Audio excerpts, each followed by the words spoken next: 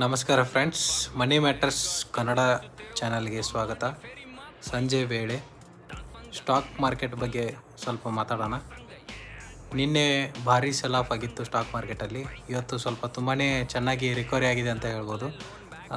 Sensex, Nifty, ಆಮೇಲೆ mid cap index, small cap index ಎಲ್ಲ green ಆಗಿದೆ ಇವತ್ತು.